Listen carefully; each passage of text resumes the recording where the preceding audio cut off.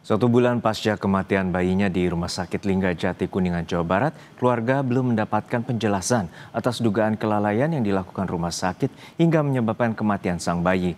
Keluarga akan menempuh jalur hukum untuk mencari keadilan. Duka mendalam masih dirasakan pasangan suami istri Andi dan Irmawati setelah bayi mereka meninggal saat dilahirkan di RSUD Linggajati, Kabupaten Kuningan, Jawa Barat pada 16 Juni 2025. Kematian bayi yang ditunggu selama 7 tahun pernikahan ini diduga terjadi karena kelalaian rumah sakit.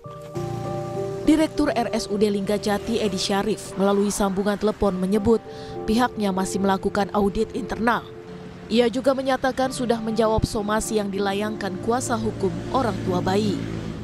Kami juga berharap dari jawaban somasi ada jalan keluar yang terbaik. Jadi jawaban saya semuanya sama seperti itu, Kang. Mungkin seperti itu dulu yang kami bisa, karena kami lagi berproses ini ya. Nah, mungkin itu dulu. Namun anggota kuasa hukum Hotman Paris Raden Reza Pramadia menilai jawaban somasi di luar konteks dan tidak bisa menjawab kronologi penanganan hingga kematian bayi. Dan juga kemarin juga kita sudah mendapat balasan somasi yang menurut kita sama sekali tidak menjelaskan mengenai kronologis terjadinya, dan jawabannya juga menurut kita itu tidak nyambung sama sekali. Jadi kita akan berproses terus secara hukum untuk mengawal kasus ini agar pihak korban mendapatkan keadilan yang seadil-adilnya. Kasus ini bermula saat Andi membawa istrinya ke RSUD Linggajati, Kuningan pada 14 Juni dengan kondisi pecah ketuban dan diperlukan operasi sesar. Namun sesampai di rumah sakit, tidak ada tindakan apapun yang diberikan. Selama 33 jam, Irmawati hanya diberi obat pereda nyeri. Baru pada tanggal 16 Juni, dokter melakukan operasi sesar, namun kondisi bayi sudah meninggal di dalam kandungan. Ya, saya menilai ini sebagai kelalaian dari pas tanggal 14 hari Sabtu jam 11 malam. Sudah tahu ketuban banjir, juga bukan bocoran di banjir kan. Sama aja diterlantarin, ditindak-tindak sesar. Ketemu lagi hari Senin tanggal 16 pagi. 2 hari selanjutnya. 2 hari ke depannya. Artinya Bapak menilai ini kok nggak cepat ditangani begitu, Pak? Iya, kenapa ini nggak cepat ditangani? Dokternya kemana? Kalau saya nanya ke perawatnya cuman belum ada respon. Begitu aja jawabannya. Jawabannya pasti itu ya. Andi kini menunggu keadilan atas peristiwa yang menimpa istri dan bayinya. Kasus ini tengah ditangani oleh Polres Kuningan. Tim Liputan, Kompas TV. Polres Majalengka masih memburu anggota geng motor pelaku pembacok polisi. Motif pembacokan masih diselidiki. Kasih Humas Polres Majalengka bilang kondisi polisi yang mengalami luka akibat sabetan senjata tajam mulai membaik dan masih menjalani perawatan di Rumah Sakit Mitra Plumbon, Majalengka. Polisi masih memburu anggota geng motor pelaku pembacokan. Sementara motif pembacokan masih diselidiki. Kalau motif itu sendiri mungkin? Motif ini sementara dari Satuan Reskrim masih mendalami, namun tetap diupayakan untuk pengejaran pelaku-pelaku geng motor yang lainnya. Sebelumnya Sabtu dini hari, Aibda Darussalam, anggota Polsek Ligung, Majalengka, Jawa Barat, mengalami luka bacok ketika menghalau sekelompok anggota geng motor yang melintas di depan Mapolsek Ligung, dan akibatnya luka senjata tajam. Aibda Darussalam mendapatkan 20 jahitan di tangannya. Saat itu 10 anggota dari geng motor pelaku tawuran berhasil ditangkap. Polisi juga menyita sejumlah sajam.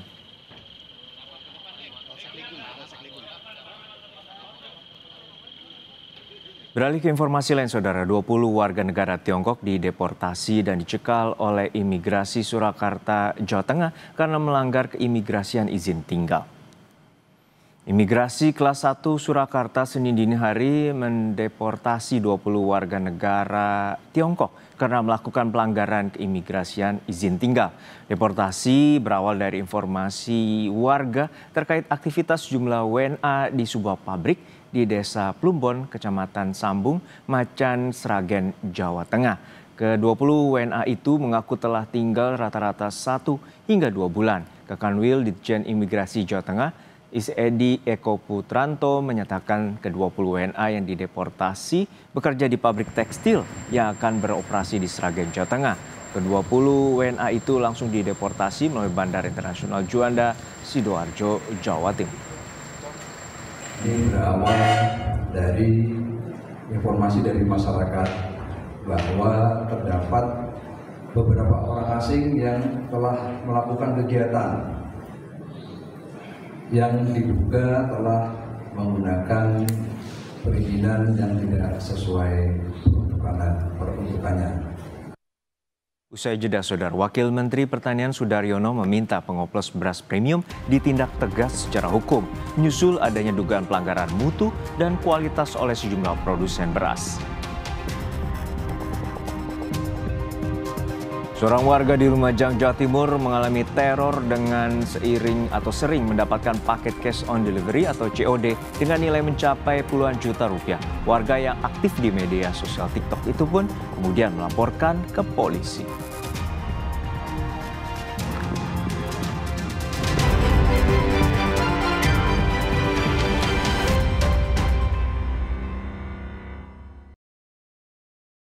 Kembali di Kompas yang Saudara, kenaikan harga beras terus terjadi di berbagai daerah sejak sebulan terakhir. Di Gorontalo misalnya harga beras mencapai Rp17.000 per kilogram. Kenaikan harga beras juga terjadi di kota Brastagi dan Manado.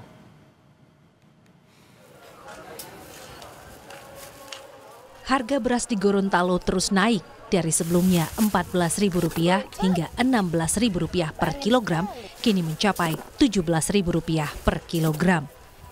Kenaikan harga bervariasi tergantung jenis dan kualitas beras. Beras Pandan Wangi menjadi varietas paling mahal, yakni Rp17.000 per kilogram. Salah satu pedagang bilang, kenaikan harga beras ini sudah terjadi hampir sebulan dan terus merangkak naik. Pedagang mengaku kenaikan harga terjadi karena stok beras lokal dan luar daerah menipis. Kenaikan harga beras juga terjadi di kota Brastagi, Sumatera Utara. Kenaikan harga rata-rata adalah 5% per liter. Pedagang mengaku keuntungan mereka berkurang drastis karena daya beli masyarakat juga turun. Di Manado, Sulawesi Utara, lonjakan harga beras menyebabkan omset pedagang beras di Pasar Pinasungkulan Kota Manado turun hingga 50%. Jika dalam sehari pedagang menjual 250 kg beras, kini hanya 100 hingga 150 kg. Hal ini terjadi karena daya beli masyarakat menurun. Harga beras termurah di Manado yakni Rp15.000 per kilogram. Sementara beras premium jenis Serayu dijual Rp16.000 per kilogram. Tim Liputan Kompas TV. Wakil Menteri Pertanian Sudaryono meminta pengoplos beras premium ditindak secara tegas, baik secara hukum, menyusul adanya dugaan pelanggaran mutu dan kualitas oleh sejumlah produsen. Tindakan tegas menurut Sudaryono perlu dilakukan tidak hanya ditujukan untuk pelanggar, tapi juga sebagai pesan kepada yang lain agar tidak melakukan tindakan serupa. Sudaryono menyebut ada 212 merek dan perusahaan yang sedang ditangani polisi. Beras oplosan. Oh, lagi ditangani sama kepolisian, ada 212 merek dan perusahaan sekarang lagi dipanggil Baris Krim. Itu nanti 40% ya? Ya, temuan kita. Makanya ya harus ini jadi momen yang kita tindak tegas supaya semua tertib. Kita nggak mau lihat yang ke belakang, kita mau aktif ke depannya kita tertib. Pemerintah menyebut 212 merek beras premium diduga oplosan sehingga merugikan konsumen hampir Rp100 triliun per tahun. Bisakah kualitas beras premium dikenali lebih dahulu sebelum dibeli? Berikut laporan jurnalis Kompas TV, Tifal Solesa dan Yohan Bagja dari Pasar Palmerah, Jakarta. Kementerian Pertanian berencana akan mengumumkan 212 merek beras premium yang diduga oplos. Dalam artian isi beras ternyata tidak sesuai dengan produk yang dijual kepada konsumen. Pertanyaan muncul kemudian, sesungguhnya apakah sesulit itu membandingkan antara beras premium dengan beras medium atau beras biasa? Saya saat ini sudah bersama dengan salah satu pedagang di Pasar Palmerah untuk kita telusur lebih lanjut soal perbandingan antara dua jenis beras itu dengan Mas siapa, sorry? Amri. Mas Amri udah berdagang dari tahun 2012, tadi kita cerita juga ya. Sesungguhnya Mas, kalau membandingkan antara beras premium dengan beras biasa itu emang susah atau sebetulnya ada yang mirip-mirip atau gimana sih sebetulnya? Sebenarnya rada-rada mirip, tapi kalau orang yang jarang belanja beras ya mungkin nggak bisa bedain juga gitu. Tapi tolok ukurnya yang paling gampang kira-kira apakah sebatas dari harga yang paling mahal itu pasti premium atau gimana sebetulnya, Pak? Dari barangnya dong. Kalau harga beras medium dijual beras premium kan kalau nggak tahu barangnya juga bisa ditipu juga. Kalau beras premium itu kan dari fisiknya aja udah beda kelihatan. Kalau beras premium itu bijinya utuh, ya, lebih panjang. Terus lebih mengkilap, ibaratnya udah dipoles ya gitu. Kalau misalnya beras-beras medium rata-rata. Contoh di depan nih gimana nih jelasin nih? Kalau ini kebanyakan ini beras medium. Nah ini beras medium. Kelihatan dari mananya itu? Walaupun bijinya utuh-utuh panjang, tapi dia masih ada broken patah. Oke. Gitu. Tapi kalau ini kan beras premium. Broken patahnya lebih sedikit. Gitu. Beras premium biasanya itu maksimal 30% broken patahnya. Maksimal. Gitu. Kalau misalnya udah 35 sampai 40% itu udah beras medium jatuhnya, broken patahnya. Gitu. Kalau pengalaman Mas sebagai konsumen, kalau sebagai pedagang kan udah terbiasa lah seperti ini. Tapi kalau sebagai konsumen Mas pribadi sama dengan keluarga pernah nggak punya pengalaman beli beras premium malah dapatnya malah sebaliknya, malah medium atau yang beras biasa? Sejauh ini sih enggak ya. Soalnya kan kalau kita masak sendiri kita ngambil dari toko. Tapi kalau orang lain mungkin ada, saya lihat di retail terdekat gitu, kalau saya lihat barangnya harga sama barang sih emang sebenarnya jatuhnya medium gitu, kelihatannya memang beras medium gitu. Jadi memang agak tricky ya kalau membandingkan secara fisik itu, dan kalau Mas sendiri kalau mau gampangnya nih konsumen membandingkan antara premium dan medium atau beras biasa tuh paling gampangnya lihat dari mananya sih? Apakah sebatas dari fisik berasnya aja? Dari brokernya aja, biji patahnya. Kalau misalnya biji patahnya kelihatan banyak, itu sebenarnya jatuhnya medium. Tapi dari kualitas nasi sih nggak jelek, bagus juga. Sama gitu. Mas Amri, thank you ya. Udah mau bagi-bagi pengetahuan nih barang-barang kita semua. Karena setidaknya dari koordinasi terakhir yang dilakukan oleh Kementerian Pertanian bersama dengan Satuan Tugas atau Satgas Pangan Polri, ini ada nilai kerugian yang ditaksir mencapai angka 99 triliun rupiah per tahun yang akan ditanggung konsumen imbas dari beras premium oplos ini, yang jelas sedikit banyaknya akan berpengaruh kepada konsumen, baik itu kerugian material maupun juga hasil yang dibutuhkan oleh konsumen atas pembelian beras premium itu. Nah, sejauh ini dari pihak pemerintah bersama dengan polisi ini masih akan saling berkoordinasi dan disebut akan segera mengumumkan 212 merek beras premium oplos yang sudah ditelusuri oleh pemerintah. Tifal Solesa, Yohan Bagja, Kompas TV, Jakarta. Beralih ke informasi lain, Saudara, 57 orang mengaku tertipu pembelian rumah kontrakan melalui media sosial Facebook. Korban telah melaporkan kasus ini ke Mapolres Metro Bekasi Kota. Rata-rata korban mengalami kerugian mulai dari 30 juta hingga lebih dari 400 juta rupiah dengan total kerugian 4,8 miliar rupiah. Selain memanipulasi surat girik untuk meyakinkan pembeli, pelaku juga menggunakan surat ahli waris.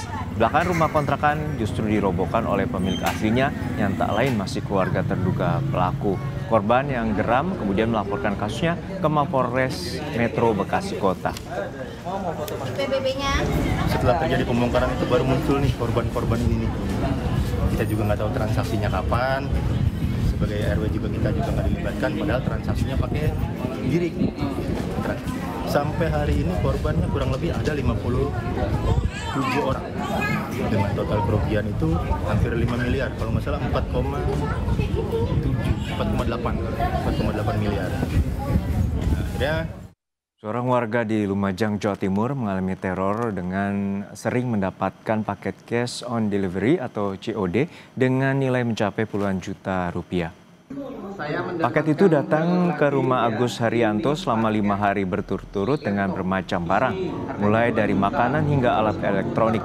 Padahal Agus tidak pernah memesan barang-barang itu. Agus yang aktif di media sosial itu pun kemudian melapor ke polisi. Ya ini udah ada wani yang golek makanan udah 10 menit. Itu menjadi ketidaknyamanan bagi saya dan keluarga karena tiap hari datang paketan yang harganya tidak masuk akal, ya. Satu barang bisa 4 juta lebih. Nah, di situ orang tua saya kaget kok tiba-tiba anak saya memesan paket yang sebegitu besarnya. Dari situ saya berinisiatif untuk melaporkan ini ke polisi. Agar apa? Agar kiriman-kiriman ini tidak datang lagi. Di program Kompas Malam, pihak Polres Lumajang akan memeriksa pelapor Agus Haryanto dari hari ini. Dari situ nanti polisi dapat menyimpulkan apakah data pribadi TikToker itu disebar dan disalahgunakan secara ilegal atau tidak. Laporkan kepada polisi menerima kiriman barang dalam bentuk COD, sedangkan korban ini tidak merasa pesan. Untuk yang dilakukan Polres Lumajang dengan pengaduan itu, besok hari Senin ini dilakukan pemanggilan kepada pelapor untuk dilakukan pemeriksaan lebih lanjut. Begitu Mbak Ilona. Iya, selain pemeriksaan kepada korban, oke saya ke korban dulu. Berarti besok yang diperiksa kira-kira apa saja untuk pelapor? Untuk besok itu dilakukan pemeriksaan kemungkinan data pribadinya ini kenapa kok sampai mungkin bisa nyampe ke orang lain. Kemungkinan nanti besok itu yang dilakukan pemanggilan, sementara ini masih kepada pelapor karena pelapor sudah mengirimkan surat dalam bentuk pengaduan kepada Polres Lumajang. Jadi besok yang dilakukan pemeriksaan adalah pelapor terlebih dahulu. Kemungkinan untuk di kemudian hari kalau bisa mungkin mengembang, bisa dilakukan pemeriksaan kepada saksi-saksi yang lain. Isi suratnya itu masih terfokus kepada adanya pengiriman barang dalam bentuk COD itu. Kalau dalam bentuk ancaman sepertinya belum. Beralih informasi lain, saudara, tudingan ijazah palsu Jokowi terus bergulir. Roy Suryo CS tuding ijazah dicetak di Pasar Pramuka Pojok. Polri pun melakukan gelar perkara khusus. Akankah kebenaran segera terungkap?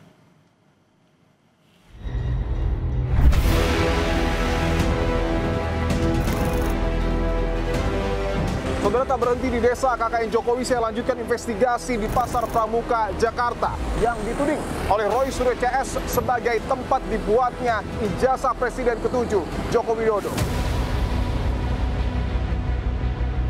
Begini Bung Roy Suryo, tudingan ijazah palsu Jokowi dibuat di Pasar Pramuka ini memang sudah menjadi perbincangan publik. Tapi yang harus dibuktikan adalah lokasinya. Anda berani menunjukkan lokasinya? Ya, kalau lokasi bekasnya Pasar Pojok Pramuka yang terbakar ada. Kira-kira bekas kiosnya pun ada.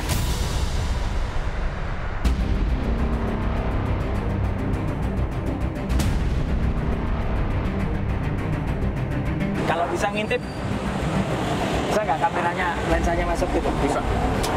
Coba.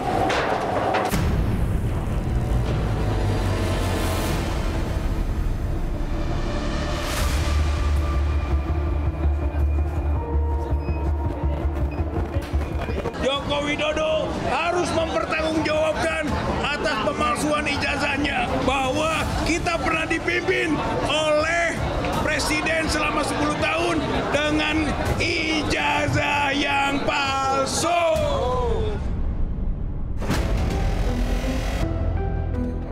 Sekarang tolong dong, kepentingan hukum hak asasi Pak Jokowi sebagai terlapor juga harus dilindungi. Penyelidikan terhadap dugaan penggunaan ijazah palsu atau pemalsuan ini oleh Pak Jokowi itu sudah resmi dihentikan, sehingga sudah jelas bahwa ijazahnya itu asli.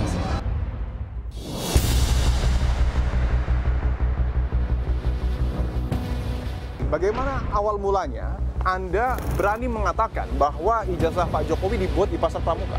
Saya berani mengucapkan uraian-uraian itu karena datanya cukup kuat dan valid. Saya lacak, saya bisa pastikan bahwa ini produk daripada Pasar Pramuka. Ini kan fitnah-fitnah ini kalau kita tidak lawan dengan pembuktian yang nyata secara fakta, ini akan membuat mereka ini semakin semena-mena. Ada apa seorang betonnya tiba-tiba muncul? Padahal itu semuanya omong kosong. Malah saya mempertanyakan beliau ini secara psikologisnya. Bahwa pada tanggal 22 Mei yang lalu penyelidikan terkait dengan tudingan ijazah palsu Jokowi dihentikan. Tapi polemiknya tidak berhenti. Dibentuknya hukum acara pidana ini, undang-undang tentang KUHAP ini adalah untuk kepastian hukum. Kalau penghentian penyelidikan, menurut pengalaman saya selama 35 tahun 2 bulan di polisi, itu bukan kepastian hukum. Saya Nipun Bahagia. Saya menelusuri, mencari bukti.